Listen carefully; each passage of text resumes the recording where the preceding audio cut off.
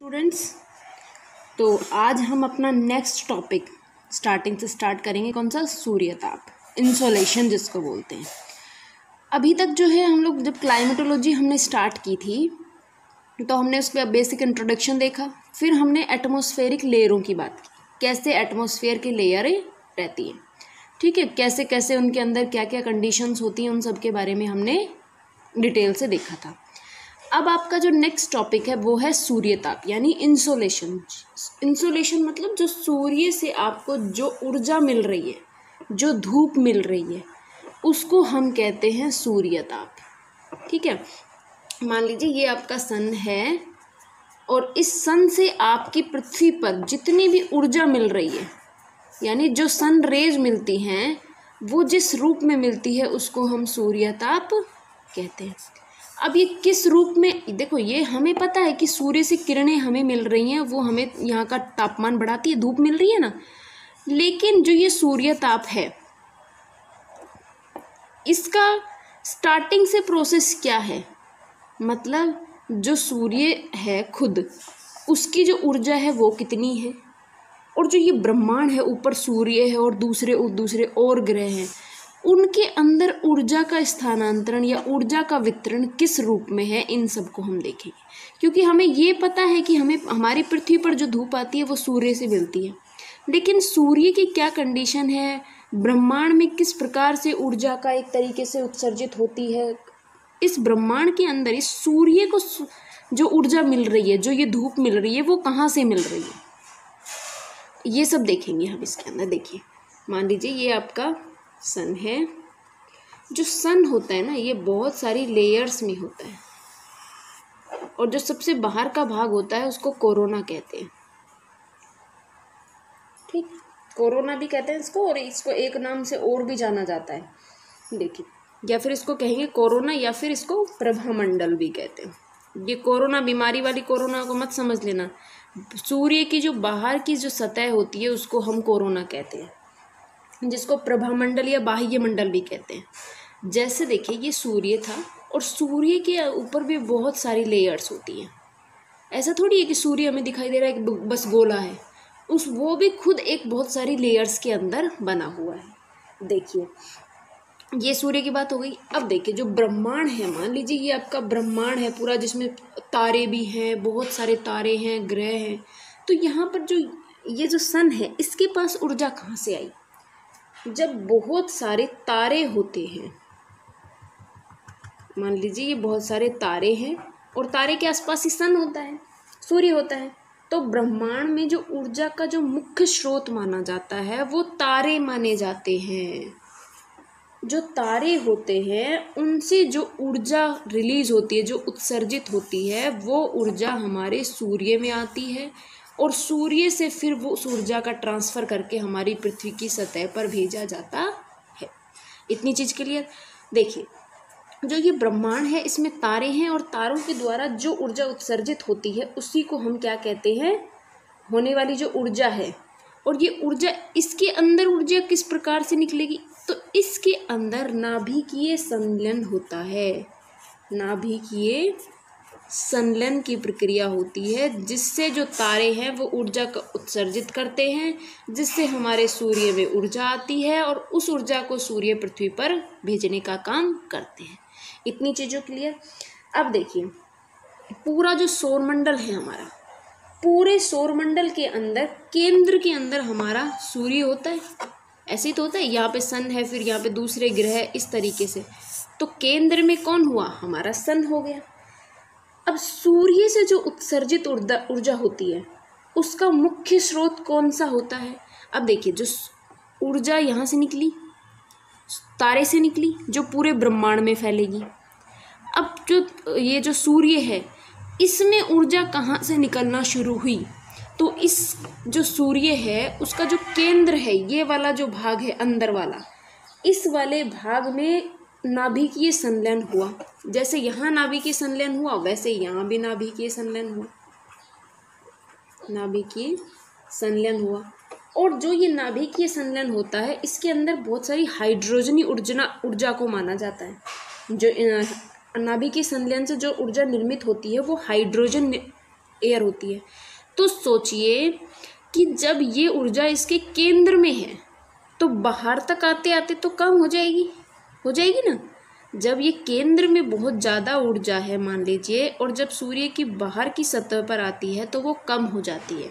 तो जो बाहर का जो ये वाला जो क्षेत्र है, यहाँ का तापमान लगभग 6000 डिग्री सेल्सियस टेम्परेचर यहाँ का है। तो सोचिए जब बाहर की सतह का 6000 डिग्री सेल्सियस टेम्परेचर है तो अंदर का कितना होगा, 1.5 करोड़ डिग्री सेल्सियस। इतना डिग्री सेल्सियस टेम्परेचर है हमारे सूर्य का। और हमारे यहाँ पर अगर 40 डिग्री सेल्सियस टेम्परेचर भी हो जाता है तो हम लोग कितनी तेज़ गर्मी हमें लगती है कि नहीं लगती है। अप्रैल मई के आसपास देखिए, मई जून में यहाँ 50 डिग्री 45 डिग्री के आसपास जब हमारे यहाँ पर टेम्परेचर बढ़ता है तो हम लोग क्या कहते हैं, गर्मी बहुत ज़्यादा बढ़ गई है। और हमें उस जब धूप में जाते हैं तो हमारे जो शरीर है वो जलने लगता है। तो सोचिए जब आप सूर्य के पास जाओगे तो यहाँ तो 6000 डिग्री सेल्सियस टेम्परेचर है, वो भी बाहर की सतह का, अंदर की सतह का तो और भी ज़्यादा है, 1.5 करोड़ डिग्री सेल्सियस है। जो ये 6000 डिग्री सेल्सियस टेम्परेचर है, जब ये पृथ्वी के ऊपर आता है तो यहाँ तक आते आते, क्योंकि इस वायुमंडल में हमने बात कर ली बहुत सारी गैसें होती हैं, वायु विकर्ण होते हैं, बहुत सारे जो धूल कण होते हैं, उन सब के कारण जब ये सतह पर पहुँचती है तो ये हमें कम जो है एक तरीके से ताप का महसूस हमें कम होता है। इतनी चीज़ों में क्लियर, ये था अभी तक का हमारा बेसिक। इनमें आपको सिर्फ 2-4 लाइन लिखनी है जो आपको नोट्स में मिल जाएगी। ये चीज़ अगर समझ में आ गई है तो आपको आगे की चीज़ समझ में आएगी। हमने बात की जो ये हमारा ब्रह्मांड है पूरा, जो तारे हैं उनके अंदर नाभिकीय संलयन हुआ जिससे ऊर्जा उत्सर्जित हो गई। तो ब्रह्मांड के अंदर क्या पहुंच गई, ऊर्जा पूरे ब्रह्मांड में मिल गई, पूरे ब्रह्मांड को ऊर्जा मिल गई। अब ब्रह्मांड के अंदर ही सूर्य भी आता है, तो उस सौर मंडल के, क्योंकि ये सूर्य जो है ये सौर मंडल के केंद्र में स्थित है, तो इस ऊर्जा का प्रभाव इसके ऊपर भी पड़ा। तो इससे क्या हुआ कि इसके अंदर का जो टेम्परेचर है, इसी जो अंदर का जो केंद्र का जो भाग है उसमें फिर से इस नाभिकीय संलयन हुआ जिससे हाइड्रोजनी ऊर्जा का उत्सर्जन हुआ, और इससे जो है केंद्र का टेम्परेचर ये रहा 1.5 करोड़ डिग्री सेल्सियस, और बाहर का जो क्षेत्र जिसे कोरोना कहा है, इस बाहर की सतह का टेम्परेचर 6000 डिग्री सेल्सियस रहा। इतनी चीज़ के लिए जो ये 6000 डिग्री सेल्सियस टेम्परेचर था यहाँ का, अब ये किरणें क्या करती हैं, हमारी पृथ्वी की सतह पर आती हैं।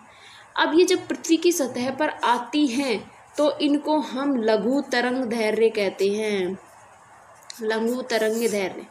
और जब ये वापस, अब देखो ये आ गई हमारे यहाँ पर, जब आई है तो ये लघु तरंग के रूप में हमारे यहाँ पर हमें प्राप्त हुई है। और प्राप्त होने वाली जो ऊर्जा होती है, जो ये प्राप्त होने वाली जो ये ऊर्जा हुई है, इसको हम क्या कहेंगे, सूर्यताप कहते हैं। पूरा प्रोसेस समझ में आया। जो सन से हमें जो ये लघु तरंग दैर्घ्य हमें जो मिलती हैं, जो पृथ्वी की सतह पर आती हैं, तो इन लघु तरंगों को हम सूर्यताप कहते हैं। इन सब को समझाने का मतलब ये था कि आपको सूर्यताप समझाना था। सूर्यताप के से रिलेटेड अब आपको कोई डाउट नहीं रहना चाहिए, ठीक है। अब देखिए अगली चीज़ इसमें देखते हैं।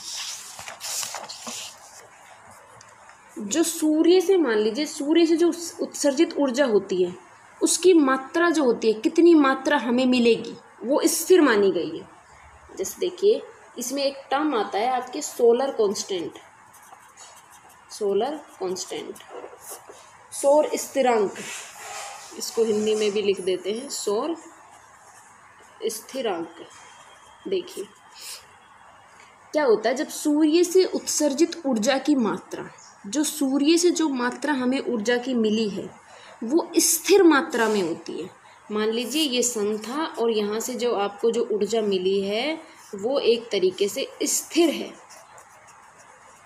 मतलब फिक्स है कि आपको इतनी ही ऊर्जा मिलेगी, फिक्स है कि आपको इतनी ऊर्जा मिलेगी।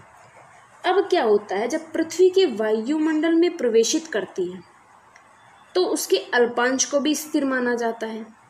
देखिए ये सन है, यहाँ से हमें पृथ्वी की सतह को कितनी ऊर्जा मिलेगी ये हमारा यहाँ पर फिक्स रहता है, ठीक है, फिक्स रहता है। उसको कहा गया है क्या, सोलर कांस्टेंट।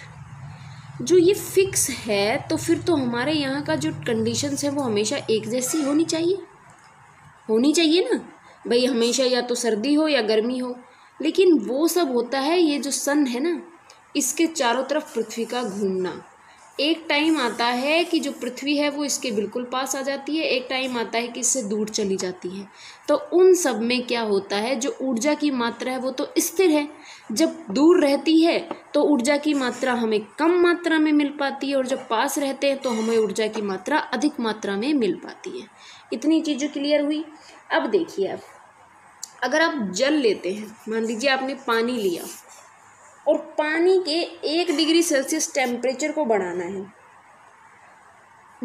पानी है और पानी के अंदर आपको 1 डिग्री सेल्सियस टेम्परेचर बढ़ाना है, तो उसके लिए जितनी कैलोरी की ज़रूरत होती है, जितनी ऊर्जा की ज़रूरत होती है, कितनी ऊर्जा की ज़रूरत है, वो आपकी कैलोरी कहलाती है। देखिए, आपने एक पतीला लिया, उसमें पानी डाल के गैस पे रख दिया, आप उसका टेम्परेचर बढ़ा रहे हो। जितना आपने 1 डिग्री सेल्सियस टेम्परेचर बढ़ाने के लिए जितनी आपकी ऊर्जा की ज़रूरत हुई, यानी जितनी गैस की ज़रूरत हुई, गैस लगा ना उसके अंदर, जितनी ऊर्जा की ज़रूरत हुई उसको हम 1 कैलोरी कहेंगे। इतनी चीज़ें क्लियर, ये अभी तक आपका बेसिक था पूरा। अब हम नेक्स्ट इसमें बात करते हैं। इसमें आता है वो है हमारे सूर्य ताप के वितरण को प्रभावित करने वाले कारक। आप लोगों ने सोचा होगा कि भाई जब सूर्य ताप जो है वो हमें एक तरीके से फिक्स है, कितना मिलना है कितना नहीं मिलना है, लेकिन फिर भी हर जगह का तापमान अलग अलग क्यों है करने वाले कारक। देखिए, आप लोग सोचिए, इंडिया है, भारत के एक जगह ऊपर देख लीजिए, जम्मू कश्मीर बर्फ़ जमती रहती है। राजस्थान की बात करो, जैसलमेर साइड में तो हमेशा गर्मी ही रहती है कि नहीं रहती है। तो इस तरीके की कंडीशन क्यों, जब हमें तो पता है कि सूर्य से जो हमें रोशनी मिलती है वो तो फिक्स है हमारी, मतलब सोलर कांस्टेंट है ना। तो जो कंडीशंस हैं वो किस प्रकार से बदल रही हैं, तो उनके वितरण को हर जगह सूर्य ताप अलग अलग मात्रा में हमें क्यों मिलता है, जबकि वो फिक्स है, लेकिन फिर भी अलग अलग मात्रा में क्यों मिलता है, उसको प्रभावित करने वाले कौन कौन से कारण हैं, उन सबको अब हम देखेंगे। देखिए, पहला कारण है इसका, आता है हमारा आपतन कोण। आपतन कोण, एक फैक्टर को अच्छे से समझेंगे, क्योंकि ये फैक्टर आपको अगर समझ में आ जाते हैं तो आगे की चीज़ें बहुत इजी हो जाएंगी। क्लाइमेटोलॉजी, देखो जियोमॉर्फोलॉजी था, उसको हमने समझा, अच्छे से समझ लिया था, लेकिन जो क्लाइमेटोलॉजी है वो थोड़ा और ज़्यादा जो है एक तरीके से कंफ्यूज करने वाला टॉपिक है। इसी से आपको पता चलेगा हमारे बादल कैसे बनते हैं, बारिश कैसे होती है, कैसे हम पहले ही मानसून जो हमारा मौसम होता है उसका अंदाज़ा लगा लेते हैं कि भाई आज बारिश होने वाली है, क्या क्या रीजन्स हैं, उन सब को अगर पढ़ना है अच्छे से तो आपको क्लाइमेटोलॉजी का जो ये बेसिक हम पढ़ रहे हैं उन सबको पढ़ना बहुत ज़रूरी है। तो सबसे पहला आपका आता है कौन सा, आपतन कोण। देखिए, ये सूर्य ताप जो है हमारा उसको प्रभावित करने वाला सबसे बड़ा महत्वपूर्ण कारण माना जाता है। देखिए, सूर्य से धरातल पर, ये आपका सूर्य था और ये आपका धरातल, एक तरीके से हम माने, ठीक, धरातल मान लिया, इसकी सतह ये थी, इसकी सतह ये है। अब क्या हुआ, जो ये सन है इसके साथ जो कोण बनाएगा और इधर जो कोण बनाएगा, जो ये कोण होता है इसको हम क्या कहते हैं, आपतन कोण कहते हैं। जब ये सन की किरणें यहाँ सीधी पड़ रही हैं, कोई ऑब्जेक्ट बीच में नहीं आ रहा, तो यहाँ इस वाले क्षेत्र को ये ज़्यादा गर्म करेगा, और क्योंकि यहाँ तिरछा हो गया है, यहाँ पे तिरछे रूप में जा रही है किरणें, तो ये क्या है हमारा, कम गर्म होगा। इतनी चीज़ें तो क्लियर हुई। देखिए, जो ये वितरण होता है, मान लीजिए ये सन है और सन से जो आप ये देखिए ये पृथ्वी है हमारी, और पृथ्वी के ऊपर यह लंबवत कोण बन रहा है। जैसे मान लीजिए यहाँ पर जब सन की किरणें पड़ रही तो एक लंबवत कोण बन रहा है, 90 डिग्री का एंगल बन रहा है, तो यहाँ पर ज़्यादा गर्म करेगा और यहाँ पर अगर हम बात करें तो कम गर्म करेगा। इसको आप ऐसे समझिए, देखिए आप छत पे खड़े हैं, छत से आपने एक टॉर्च ली रात में और एकदम आपने छत से ऊपर 90 डिग्री के एंगल पर आपने एक लाइट नीचे ज़मीन पर या फिर ऊपर की तरफ आपने एक रोशनी डाली। मान लीजिए आप नीचे फर्श है आपका, नीचे पोर्च में आप लोग उस लाइट को डाल रहे हैं। जब आप 90 डिग्री के एंगल पर डालेंगे तो वो लाइट आपको बहुत ज़्यादा दिखाई देगी। दिखाई इन द सेंस उसकी जो रोशनी होगी वो आपको ज़्यादा दिखाई देगी। लेकिन वहीं अगर आप उसको मान लीजिए कि आप छत पे खड़े हैं और एकदम 90 डिग्री के एंगल पे ना करके आपने उसे एकदम कोने में उसका प्रकाश डालेंगे तो उसका जो प्रकाश है वो आपको कम यानी कि मंद दिखाई देगा। वही रीजन यहाँ है। जब सन की किरणें यहाँ सीधी लंबवत पड़ती है तो गर्म ज़्यादा होता है और जब तिरछी पड़ती है तो हमारा ये जो पृथ्वी है वो कम गर्म होती है। देखिए अब क्या हुआ, यही कारण होता है हमारे कि जो मध्य अक्षांश होते हैं ना, जैसे मान लीजिए पृथ्वी के जो ये मध्य अक्षांश हैं, मध्य अक्षांशों के पश्चात जो तिरछा कोण है वो ज़्यादा बनने लग जाता है और इनका जो प्रभाव है वो कम होने लग जाता है। इतनी चीज़ें क्लियर हुई। ये था हमारा आपतन कोण। उसके बाद हमारे यहाँ आती है दूसरा जो टॉपिक आता है, दूसरा जो कारण आता है वो है हमारा कौन सा, सूर्य प्रकाश की अवधि। दूसरा है सूर्य प्रकाश की अवधि। अब देखिए सूर्य प्रकाश की अवधि, देखिए ये हमारी पृथ्वी थी है, मतलब ये हो गया 0 डिग्री, ये था 23.5 डिग्री, ये हो गया 90 डिग्री, ये नॉर्थ है और ये 23.5 डिग्री साउथ और ये 90 डिग्री साउथ। सन यहाँ है तो सन की किरणें जब यहाँ पर पड़ रही हैं भूमध्य रेखा पर, भूमध्य रेखा पर आप लोग जानते हैं कि 12 घंटे में से पूरे टाइम पर यहाँ पर सूर्य की किरणें सीधी मिलती हैं। ठीक, इतनी चीज़ें समझ में कि पूरे जो है 12 घंटे यहाँ पर जो सूर्य की किरणें सीधी मिलती हैं। क्या होता है, पृथ्वी क्योंकि अपने अक्ष पर घूमती रहती है, पश्चिम से पूर्व दिशा में ये घूम रही है। जब ये सन के चारों तरफ घूमती है तो इसमें क्या है, टाइम फिक्स होता है। जैसे आप देखिए कि ये वाला जो क्षेत्र है मार्च से शुरू हुआ, 21 मार्च को सूर्य यहाँ है। अब सूर्य जब पृथ्वी है जो घूम रही है तो सूर्य की किरणें अब सीधी धीरे धीरे यहाँ आने लग जाएंगी।